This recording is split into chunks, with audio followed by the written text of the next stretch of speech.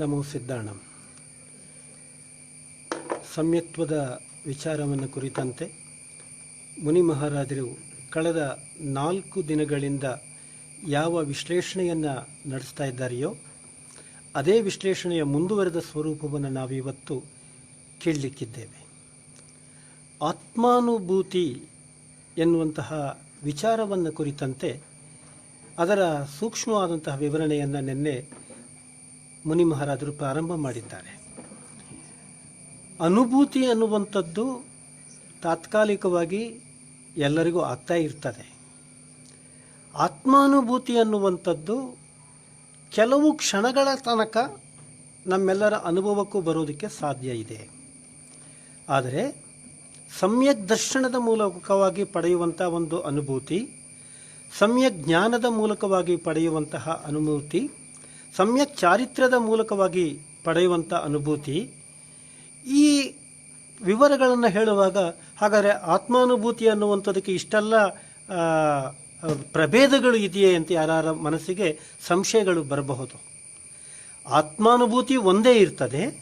ಒಂದೇ ಇರುವ ಈ ಆತ್ಮಾನುಭೂತಿ ಯಾವ ರೀತಿಯಲ್ಲಿ ಸಮ್ಯಕ್ ದರ್ಶನ, ಸಮ್ಯಕ್ ಜ್ಞಾನ ಮತ್ತು ಸಮ್ಯಕ್ ಚಾರಿತ್ರ್ಯದ ಮೂಲಕವಾಗಿ ನಮ್ಮ ಅನುಭವಕ್ಕೆ ಬರ್ತದೆ ಎನ್ನುವಂತಹ ಮಾತನ್ನು ಮುನಿಶ್ರೀಗಳು ನಿನ್ನೆಯಿಂದಲೂ ಹೇಳ್ತಾ ಇದ್ದಾರೆ. ಒಂದು ಹಂತದಲ್ಲಿ ನಮಗೆಲ್ಲರಿಗೂ ಕೂಡ ಆತ್ಮಾನುಭೂತಿ ಕ್ಷಣಕಾಲವಿದ್ದು ಹೋಗುವಂಥದ್ದು. ಆದರೆ ಸಮ್ಯಕ್ ದರ್ಶನ, ಜ್ಞಾನ, ಚಾರಿತ್ರ್ಯ ಸಹಿತರಾದಂತಹ ಮುನಿ ಮಹಾರಾಜರುಗಳಿಗೆ, ಆಚಾರ್ಯರುಗಳಿಗೆ ಈ ಆತ್ಮಾನುಭೂತಿ ಅನ್ನುವಂಥದ್ದು ದಿನದ 24 ಗಂಟೆಯೂ ಕೂಡ ಇರ್ತದೆ. ಸದಾಕಾಲವೂ ಆತ್ಮಾನುಭೂತಿಯನ್ನು ಅವರು ಅನುಭವಿಸ್ತಾ ಇರ್ತಾರೆ ಎನ್ನುವಂತಹ ಮಾತನ್ನು ಮತ್ತು ಅದಕ್ಕೆ ಹಿನ್ನೆಲೆಯಾದಂತಹ ತಾತ್ವಿಕವಾದಂತಹ ಸೂಕ್ಷ್ಮವಾದಂಥ ವಿಚಾರಗಳನ್ನು ಮನುಷ್ಯಗಳು ನೆನ್ನೆ ನಮಗೆ ಬೋಧನೆ ಮಾಡಿದ್ದಾರೆ. ಇವತ್ತು ಅದರ ಮುಂದುವರೆದ ಸ್ವರೂಪವನ್ನು ನಾವೀಗ ಅರ್ಥ ಮಾಡಿಕೊಳ್ಬೇಕು. 4ನೆಯ ಗುಣಸ್ಥಾನದವರೆಗೂ ಕೂಡ ಆತ್ಮದ ಅನುಭೂತಿ ತಾತ್ಕಾಲಿಕ ಮಟ್ಟದಲ್ಲಿ ಆಗುವ ಸಾಧ್ಯತೆಗಳು ಇದೆ. ಆದರೆ ಅದನ್ನು ಮೀರಿದ ಅನುಭೂತಿ ಆಗಬೇಕಾದ್ರೆ ಅದು ಮುನಿ ಮಹಾರಾಜರಿಗೆ ಮಾತ್ರ ಸಾಧ್ಯ. ಅದು ಸಮ್ಯಕ್ ದೃಷ್ಟಿಗಳಾಗಿರುವಂಥವರಿಗೆ ಮಾತ್ರ ಈ ಆತ್ಮನ ಅನುಭೂತಿ ಅನ್ನುವಂಥದ್ದು ಸಾಧ್ಯ ಆಗ್ತದೆ. ಮತ್ತು ಅದರ ಮುಂದುವರೆದ ಸ್ವರೂಪವಾಗಿ ಈ ಆತ್ಮನ ಅನುಭೂತಿ ಅನ್ನುವಂಥದ್ದು ಹೇಗೆ ನಮ್ಮನ್ನು ಮೋಕ್ಷದ ಮಾರ್ಗದ ಕಡೆಗೆ ಕರೆದುಕೊಂಡು ಹೋಗ್ತದೆ ಎನ್ನುವಂತಹ ಮಾತನ್ನು ಮುನಿ ಮಹಾರಾಜರು ನಮ್ಮ ಜೊತೆ ನಿನ್ನೆ ಹಂಚಿಕೊಳ್ತಾ ಇದ್ರು. ಇವತ್ತು ಪುನಃ ತಮ್ಮೆಲ್ಲರನ್ನೂ ಕೂಡ ಪರಮಪೂಜ್ಯ ಕ್ಷುಲ್ಲಕ 105 ಧ್ಯಾನಸಾಗರ ಮಹಾರಾಜರ ಜೊತೆಯಲ್ಲಿ ಸಂವಾದವನ್ನು ನಾವೀಗ ಆತ್ಮನ ಕುರಿತಾದಂಥ ಸಂವಾದವನ್ನು ಮಾಡಲಿಕ್ಕೆ ತಮಗೆಲ್ಲರಿಗೂ ಸ್ವಾಗತವನ್ನು ಮಾಡ್ತಾ ಇದ್ದೇನೆ. ನಮೋ ಸಿದ್ಧಾಣಂ. ओम नमः सिद्धिभ्य.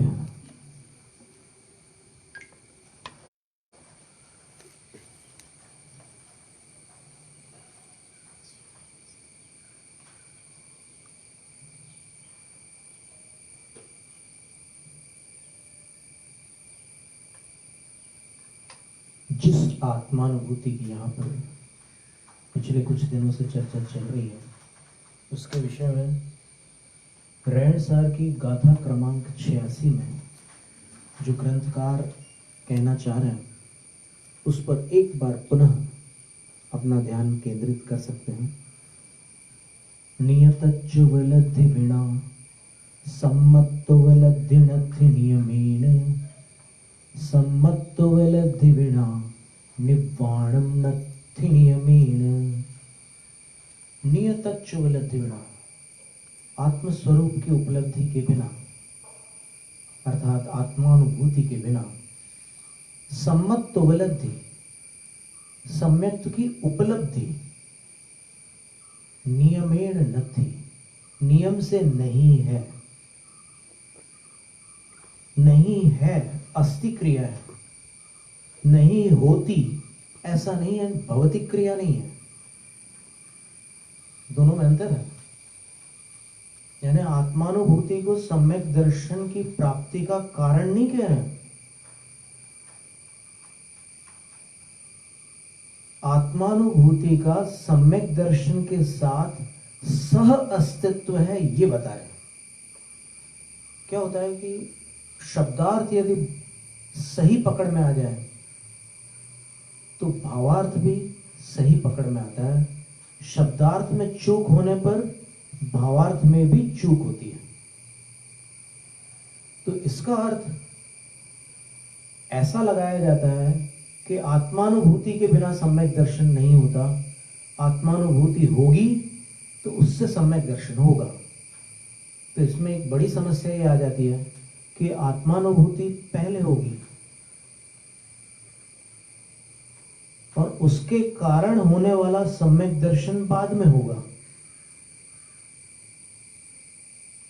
दूसरे शब्दों में ये कह लें कि मिथ्या दृष्टि को आत्मानुभूति होगी और उस आत्मानुभूति से वो सम्यक दृष्टि बनेगा। बात समझ में आई? तो क्या मिथ्या दृष्टि को आत्मानुभूति होगी? ये गंभीर प्रश्न है। तो उसका सीधा अर्थ अपन ऐसा निकालें, नत्थि शब्द का अर्थ नास्ति लो, न भवति मत लो। भवति का अर्थ होता है होना और अस्ति का अर्थ होता है रहना। बारीक डिफरेंस है, बहुत सूक्ष्म अंतर है। कई बार तो अस्ति भवति एकार्थक प्रयुक्त किए जाते हैं, लेकिन यहां पर नहीं। यहां पर आचार्य कह रहे हैं नियतच्च उपलब्धि बिना, निज तत्व की उपलब्धि के बिना सम्यक की उपलब्धि नियम से नहीं है।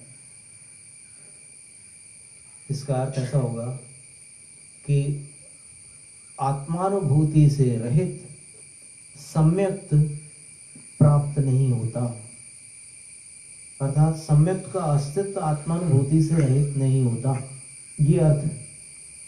और सम्मत उपलब्धि बिना, अब यहां उपलब्धि शब्द के अलग अलग अर्थ हैं। एक उपलब्धि का अर्थ अनुभूति है, एक उपलब्धि का अर्थ प्राप्ति है और एक उपलब्धि का अर्थ मिलना है। यानी जैसे आप साधु से मिलते हैं तो साधु पिच्छी से रहित नहीं मिलते, तो पिच्छी के साथ साधु का मिलना एक मिलना मात्र है। तो यहां पर 3 बार उपलब्धि शब्द इस गाथा में, और तीनों बार उपलब्धि शब्द के अर्थ भिन्न है। पंचास्तिकाय ग्रंथ की 38वीं गाथा में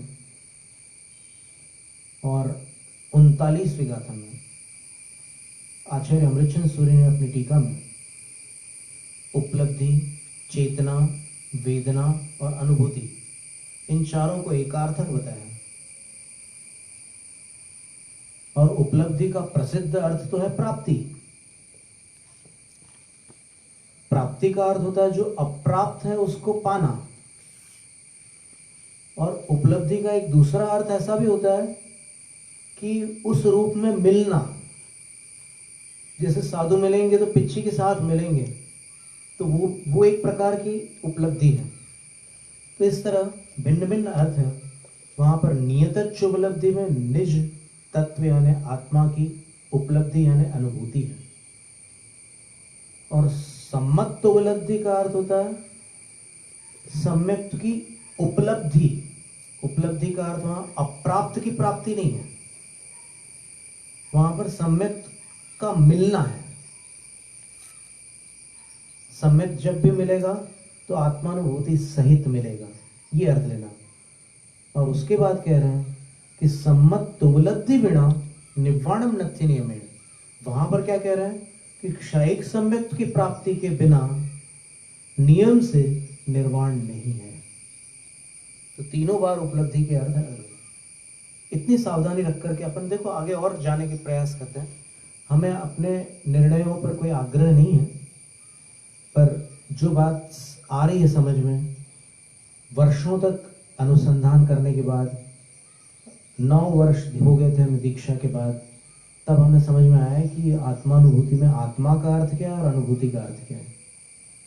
क्योंकि आत्मा के 10 अर्थ थे, अनुभूति के अनेक अर्थ थे, तो उसमें से कौन सा मिला करके आत्मानुभूति शब्द बना है, कौन से अर्थों को मिला करके बना है, वो हमें 9 साल बाद समझ में आया। तो अभी जैसे समय पाहुड़ ग्रंथ का स्वाध्याय करते हैं, तो आत्मानुभूति को जो लोग सुखानुभूति मानते हैं, उनको अपनी मान्यता पर पुनर्विचार करने की आवश्यकता है। क्यों?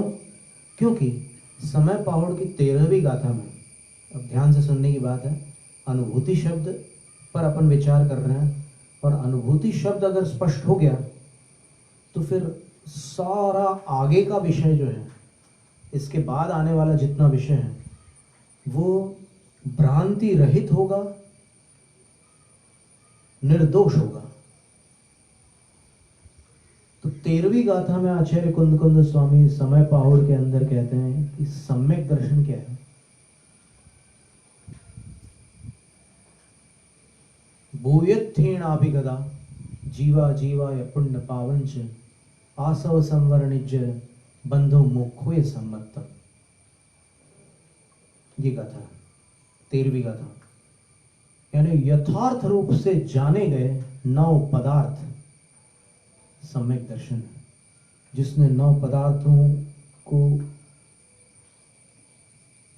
प्रमाण नए निक्षेपों से आगमोक्त रीति से, जैसा जिनेंद्र भगवान ने वर्णन किया है और जैसा आचार्यों ने कथन किया है, उस अभिप्राय के अनुसार जिसने जान लिया 9 पदार्थों को, तो बस उसी का नाम सम्यक्त्व है। क्योंकि वो ज्ञान ऐसा ज्ञान है जिसके रहते हुए आत्मा में मिथ्यात्व नहीं रह सकता, इसलिए उस ज्ञान को ही सम्यक्त्व कह रहे हैं। कभी कभी कारण में कार्य का उपचार किया जाता है, वो ज्ञान सम्यक्त नहीं है। वास्तव में वो ज्ञान सम्यक्त का कारण है, लेकिन कई बार कारण को ही कार्य कह देते हैं। जैसे पॉइजन की बोतल पड़ी है, कोई पूछता है कि ये क्या है, तो उत्तर देने वाला कहता है कि ये मौत है। ये एक उदाहरण था। कार्य में कारण का उपचार, कारण में कार्य का उपचार। तो वो मौत है क्या? पॉइजन जब तक नहीं खाया तब तक मौत नहीं है, लेकिन खाने पर निश्चित मौत है, तो मौत का कारण होने से उसको मौत कहते हैं। वैसे ही ये जो 9 पदार्थों का भूतार्थ ज्ञान है वो सम्यक्त नहीं है, लेकिन सम्यक का कारण होने से उसको सम्यक्त कहा है। और अब देखिए, ध्यान से समझने की बात यह है कि अपन उस क्रम का ध्यान रखें। इसके बाद में कौन सी गाथा आ रही है और उसके बाद में कौन सी गाथा आ रही है, क्योंकि अगर अपन गाथाओं के क्रम को छोड़कर एक एक गाथा का जो अर्थ अपने को समझ में आ रहा है उसी को लेकर आगे बढ़ गए तो फिर समस्या खड़ी हो जाएगी। आचार्य महाराज उस क्रम से क्यों लिख रहे हैं गाथा? कोई कारण तो होगा, या फिर ऐसा तो नहीं है कि आचार्य महाराज को जो काव्य जिस समय बन गया उसको वहीं फिट कर दिया। मान लो आचार्य कुंद कुंद स्वामी के मन में उस समय शील पहाड़ का मंगलाचरण तैयार हो गया, तो वो क्या समय पहाड़ के बीच में लिख देंगे उस मंगलाचरण को? कभी नहीं। वो व्यवस्थित काम करते हैं आचार्य महाराज, वो किसी भी कथन को अव्यवस्थित नहीं प्रस्तुत करते। तो इसके बाद की गाथा देखिएगा, कितनी अद्भुत गाथा है। जो पश्यदियपाणम अबद्धपुट्ठम अनन्ययम नियतम अविशेषम संजुत्तम तम शुद्ध नयम वियाणाहि। जो आत्मा को बंधन से रहित, स्पर्शन से रहित, अपने आप में अनन्य, अन्य रूप नहीं, अनन्य, नियत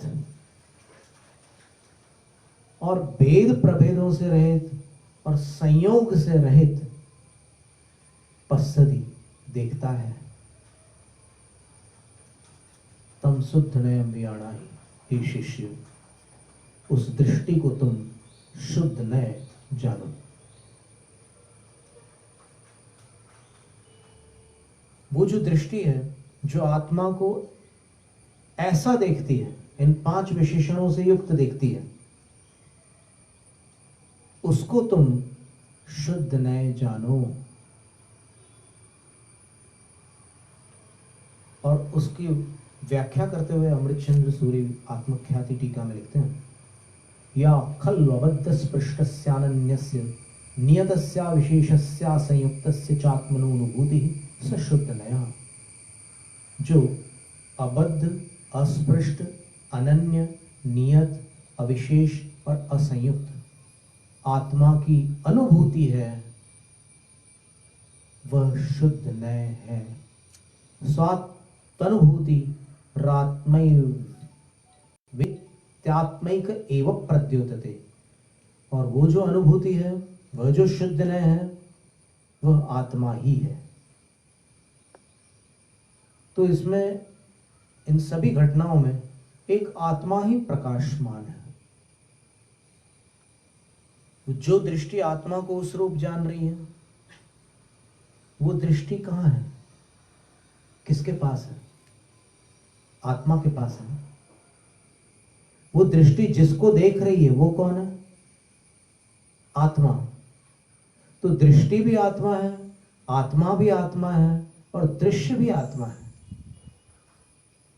सर्वत्र आत्मा ही प्रकाशमान है। सावधानी से सुनना, क्योंकि अध्यात्म जो है वो शेरनी का दूध होता है। अगर स्वर्ण पात्र के बाहर किसी दूसरी जगह रख दें तो वहां गड्ढे हो जाते हैं। लोहे के पात्र में रखो तो लोहे का पात्र नष्ट हो जाता है।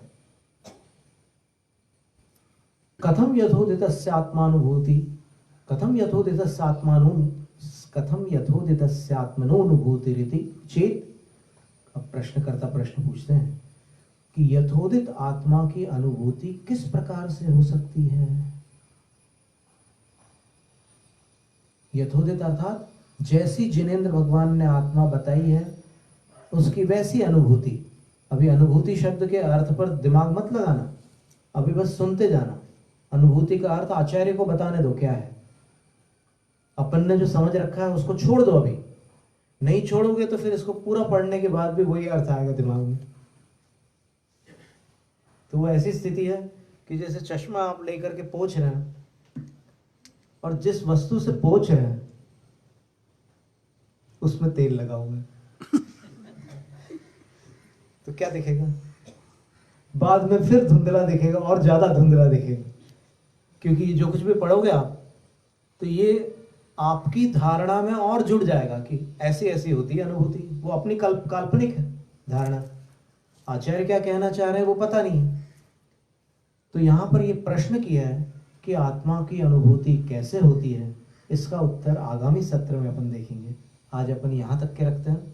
पर इतना ध्यान रखना कि आचार्य महाराज ने 13वीं गाथा में कहा था कि 9 पदार्थों का भूतार्थ से जो ज्ञान होता है वो ज्ञान आत्मा में मिथ्यात्व को टिकने नहीं देता। इसलिए इन पदार्थों को भूतार्थतः जान लेना, यथार्थतः जान लेना, सत्यार्थ रूप से जान लेना ही सम्यक दर्शन है। और उसके बाद वाली गाथा में आचार्य कह रहे हैं कि शुद्ध नय एक ऐसी दृष्टि है जो शुद्धात्मा के दर्शन कराती है। अभी अपनी पर्याय अशुद्ध है, लेकिन पर्याय अशुद्ध होते हुए भी कोई ऐसी चीज अपने अंदर पड़ी हुई है जो कभी अशुद्ध नहीं होती। उसके दर्शन कराने वाली जो दृष्टि है उसका नाम शुद्ध नय है। और शुद्ध नय जो है उसी को आत्मा की अनुभूति कहते हैं। ध्यान देना, कितनी अद्भुत बात है ये। और ये 14 गाथा में ही अगर विषय स्पष्ट हो जाता है तो आगे की 415 गाथा अथवा 429 गाथा तक सही दिशा प्राप्त होती है।